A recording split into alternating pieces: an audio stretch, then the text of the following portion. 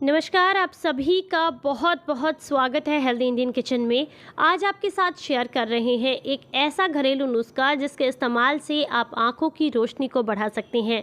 अगर आँखों से बहुत ज़्यादा पानी आता है, धुंधलापन आपको महसूस होता है या आँखों के सामने तरंगे सी आती रहती हैं, आँखों में खुजली बहुत होती है, चश्मे का नंबर बढ़ता चला जा रहा है और आँखों में इन्फेक्शन होता रहता है, आँखों से जुड़ी हुई किसी भी तरह की कोई भी परेशानी है या फिर अगर आपका ब्लड प्रेशर बहुत ज़्यादा हाई रहता है या फिर अगर आप जो है शरीर में कहीं पर भी दर्द या सूजन से परेशान हैं, वज़न को कम करना चाहते हैं या कैंसर से बचना चाहते हैं, सिर दर्द को ठीक करना चाहते हैं या फिर खांसी से बचना चाहते हैं, इन सब के लिए आज का ये नुस्खा बहुत कमाल का है। अच्छा लगे तो लाइक करें और सभी के साथ शेयर करें।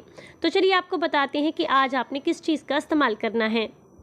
इस नुस्खे को बनाने के लिए जो सबसे पहली चीज़ आपको चाहिए वो है सफ़ेद मिर्च, जिसे दखनी मिर्च भी कहा जाता है। बहुत आसानी से आपको किसी भी आयुर्वेदिक स्टोर पर मिल जाएगी। नहीं मिलती है तो आप ऑनलाइन भी परचेस कर सकते हैं। डिस्क्रिप्शन बॉक्स में लिंक है, आप वहां से क्लिक करके ऑनलाइन भी इसको परचेस कर सकते हैं। ये जो है टेस्ट में जो काली मिर्च होती है उससे थोड़ी कम तीखी होती है और तासीर दोनों की लगभग सेम सी होती है, लेकिन इसके फ़ायदे जो हैं आँखों के लिए उससे कहीं ज़्यादा हैं। काली मिर्च भी काफ़ी फ़ायदा करती है। आपके पास नहीं है ये और आपको नहीं मिल पा रही है तो फिर आप जो है काली मिर्च का इस्तेमाल भी यहाँ पर कर सकते हैं। बट अच्छे रिजल्ट के लिए अगर आपको सफ़ेद मिर्च मिल जाती है तो आप उसका ही इस्तेमाल करें। सफ़ेद मिर्च हमारे स्वास्थ्य के लिए बहुत अच्छी होती है। अगर कोई सर दर्द से परेशान है या हार्ट ब्लॉकेज से परेशान है उसके लिए सफ़ेद मिर्च काफ़ी फ़ायदेमंद है। ये हमारे शरीर में कई सारी बीमारियों को आने नहीं देती, यानी कि हमारी इम्यूनिटी को बढ़ाती है। जब हम इसका इस्तेमाल करते हैं तो सबसे पहला फ़ायदा मिलता है कि अगर शरीर में जकड़न बहुत ज़्यादा है, मांसपेशियाँ दर्द करती हैं, घुटनों में दर्द है या फिर अगर आपको मोच आ गई है तो ऐसे में भी ये आपको बहुत फ़ायदा करती है। ये शरीर से सूजन को कम करके और दर्द में राहत देने में काफ़ी मदद करती है, क्योंकि इसमें कैप्साइसिन नाम का एक तत्व पाया जाता है, एक इंग्रेडिएंट होता है जो कि आपके शरीर से वज़न को कम करता है और दर्द को कम करता है, ऐंठन को कम करता है।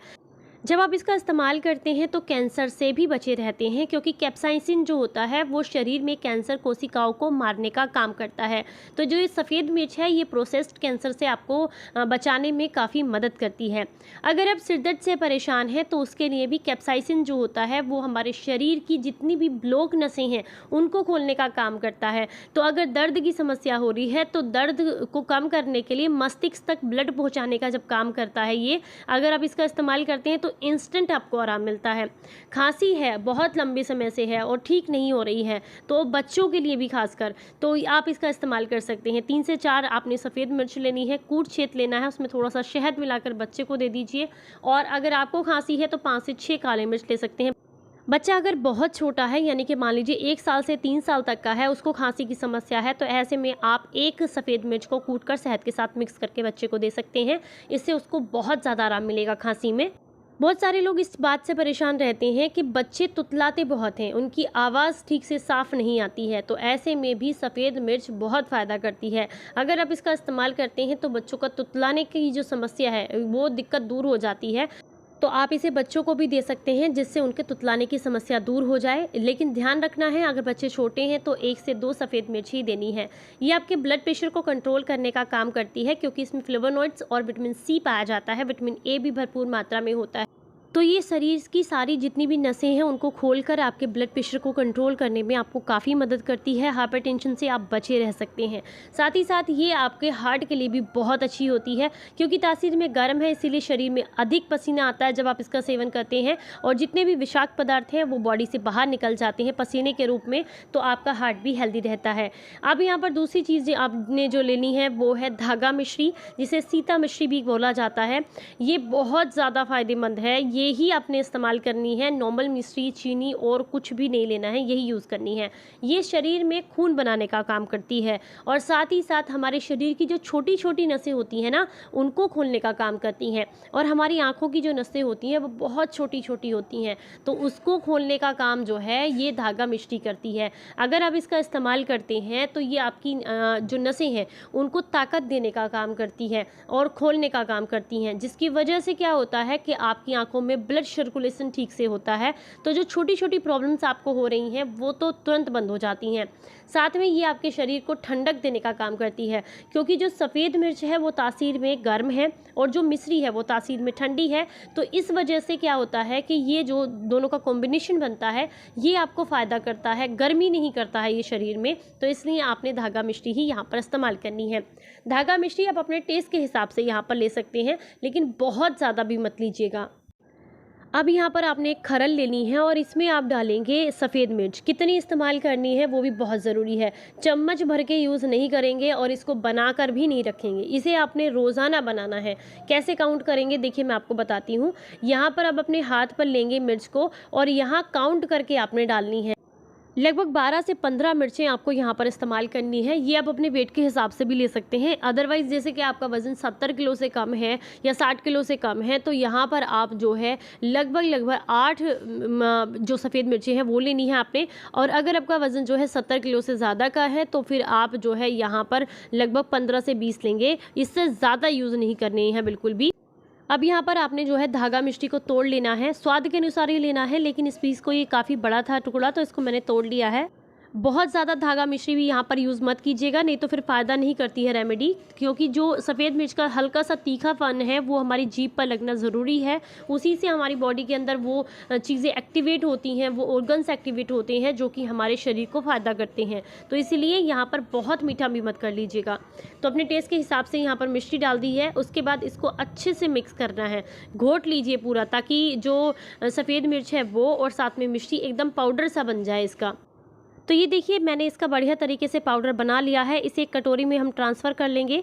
अगली जो चीज़ हम यहाँ पर मिक्स करेंगे इसके अंदर वो है गाय का घी। शुद्ध होना बहुत ज़रूरी है, शुद्ध नहीं होगा तो आपको फ़ायदा नहीं करेगा। तो यहाँ पर देसी गाय का घी लेना है आपने 1 चम्मच भर के। और एक बात का ध्यान रखना है कि जो घी है उसको आपने मेल्ट नहीं करना है, बस इसी तरीके से इसके साथ अच्छे से मिक्स कर दीजिए बढ़िया तरीके से।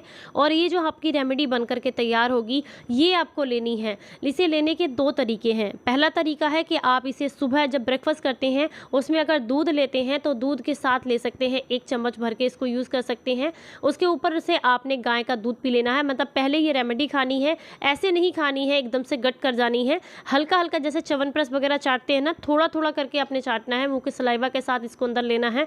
उसके बाद जब आपकी रेमेडी ख़त्म हो जाए तो आधा गिलास या 1 गिलास जो भी आप दूध लेते हैं गाय का, उसके ऊपर से हल्का गुनगुना फीका दूध आपने पी लेना है। और अगर आप सुबह में नहीं ले सकते हैं तो सबसे बढ़िया तरीका है कि रात को डिनर करने के 2 घंटे के बाद और सोने से 1 घंटा पहले आप इसको इसी तरीके से लेंगे जैसे मैंने आपको बताया है। यानी कि आप इसको जो है च्यवनप्राश की तरह चाट चाट करके खाएंगे और उसके बाद ऊपर से जो है गाय का दूध पिएंगे। गुनगुना फीका दूध पीना है आपने।